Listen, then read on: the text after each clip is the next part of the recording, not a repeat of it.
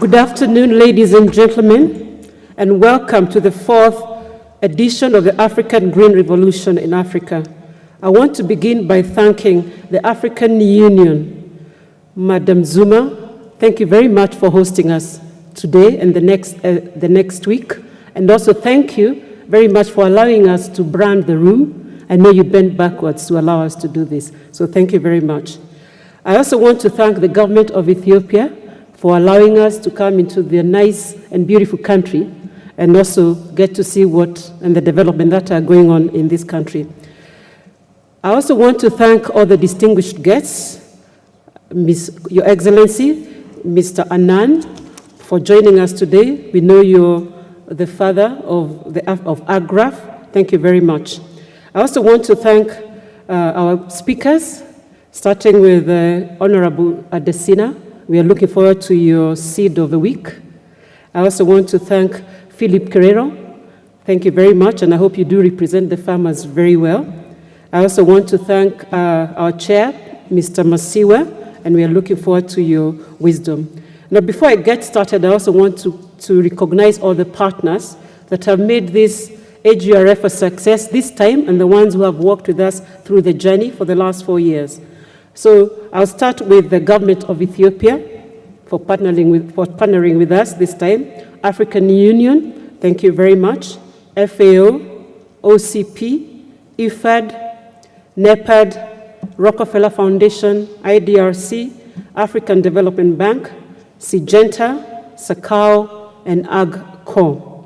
I also want to thank Ethiopian Airlines for the services that they've rendered to us to get us here. I'm very happy this year. We have quite a huge AGRF. We've welcomed so far 1,000 delegates, and they come from diverse places. We have 60 countries represented this afternoon in this room, and I think we need to clap for ourselves. That is very good representations. All these delegates represent farmer organizations because at the end of the day, whatever we talk about, the farmer must be in the room. We also have a lot of research scientists. We have governments, we have agribusiness, we have both large and small, local and multinational. We also have non-profit groups, financial institutions, and donor organizations, and we even have some personal people who have attended on their own behalf.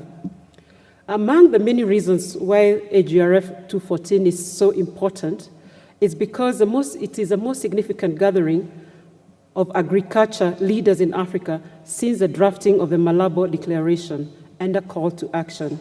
It was in Malabo that our leaders reaffirmed their commitment to invest 10% of their national budgets in agriculture development and to double productivity and cut post-harvest losses by half. 2014 is also a very significant year in Africa.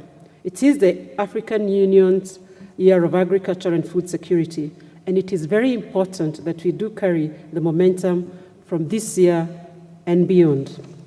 The days we talk about, these days we often talk about reaching the tipping point, the point of which begins, there is no going back. Our theme this year is to move beyond the tipping point. What this means is that the transformation of African agriculture is well underway. We no longer need to convince anyone of the importance of our mission and the potential benefits it can provide for the entire continent. So what is at stake is that we cannot afford to falter along the way.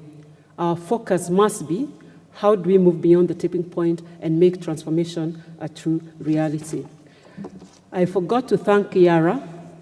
Jorgen, I apologize. But thank you very much. You've been on the journey with us. So mine was very simple, but to welcome all of you to Addis Ababa, welcome all of you to 2014 AGRF, and hope that you do meet a lot of make partnerships that will make us deliver the next transformation agenda for African agriculture. Thank you very much and most welcome.